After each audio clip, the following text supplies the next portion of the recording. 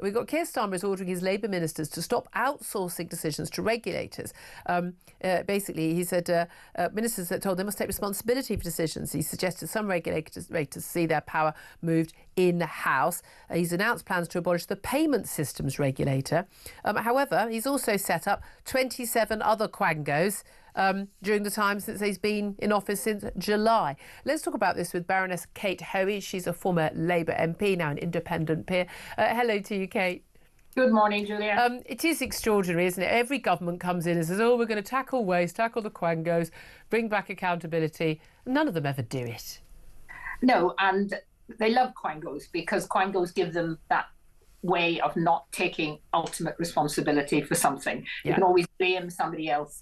And the idea that somehow, by getting rid of one particular Quango when he's created so many in the last 6 months, it means that he's serious. Pat McFadden in the Cabinet Office has been saying the same thing.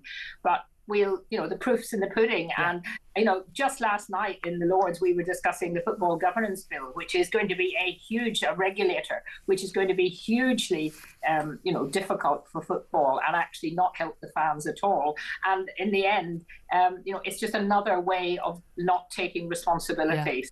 I don't really think. But again, we've got all these regulators, haven't we? We've got the off-gem for energy bills and off-what for water bills, and we've got the sentencing council that we've seen the problems with them, and none of these bodies seem to actually act for the. Of course, the sentencing council, which has made this ridiculous thing about taking all sorts of things into account if you're from an ethnic minority background or a particular issue. Or a man who wears a dress. Yeah, and the government has actually said, the Justice Minister has said, this is wrong. We don't agree with this. But unlike what they can do in America, simply say, well, stop it. It's not happening. Yeah. We can't even regulate the regulators. So but the extraordinary thing with Shabana Mahmood, the Justice Secretary, she said when she was put to her by Robert Jedrick last week, her shadow, she appeared not to know much about it, said she wouldn't be allowed to happen. But the Sentencing Council has written back this week and said, we're independent, you can't interfere with us. But the whole point of judges and magistrates making independent decisions, that's for them with an individual case and deciding an individual case. The actual guidelines, like what sort of prison sentences and what sort of punishments there should be, that is absolutely the job of an elected government with the backing of a democratically elected parliament. I mean, I don't know why anyone working on the sentencing council thinks that it isn't the job of elected accountable representatives to decide what prison sentence someone should get and what should be considered an aggravating or not aggravating factor. No, the law should be there to be implemented. And we're getting it now more and more with the courts, where you're getting people saying, actually, what's the point almost of electing an MP and electing government? Because in the end, things they do, having said they would do it even in their manifesto, whichever government it is, then the courts turn around and say this is against human rights, this is which is why the argument to look at how our whole human rights lawfare sort of industry has grown up has got to be some way tempered. And whether Keir Starmer, as a former barrister, lawyer himself, has the determination to take that on. Taking on all his mates. But the key thing is, most of these Quangos, most of these bodies were set up under Tony Blair or Gordon Brown.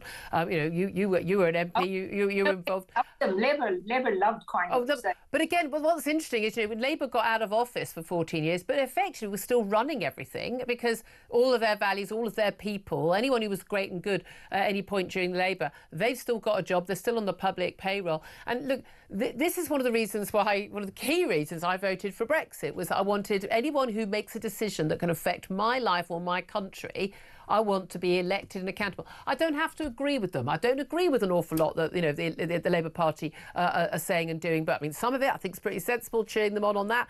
But the point is, they were democratically elected under our democratic system. Anyone who's just appointed and just on the public payroll, making decisions that affect my life. Like, who are you and why do you have a say over my life if I don't get a say in getting rid of you if I don't like it? It's the same thing. Why do any of these bodies exist? Well, sometimes something could be useful in terms of checks and, checking that things are actually happening properly and that the prices, for example, are not being put up too much. But they should be always accountable to a government minister who's accountable to Parliament and accountable to us. Absolutely. No, absolutely. They should be there to help government carry out its policies that they've been elected on. What now they seem to be doing more and more is preventing things or changing things. And then when the government wants to do something to stop that, they can't do it without going into some kind of extra, legal, having some more bills go through Parliament. No, it's a nonsense. But I think, the problem now at the moment for the Labour Party is that what Keir Starmer is, he's becoming this international figure now. And, so he presumably wants to do something every now and again that makes people think, look, he actually does still care about what's happening on the ground. Our lives.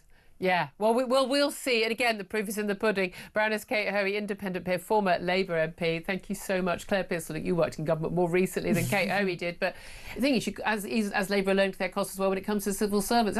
Might actually quite like the idea of some of them turning up to work in the office and getting the job done. They're obstructive. But these Quangos, they're totally out of control. Well, they are. I mean, do we not remember back in 2010 we tried to have a bonfire of the Quangos under the coalition government? How'd that work for you?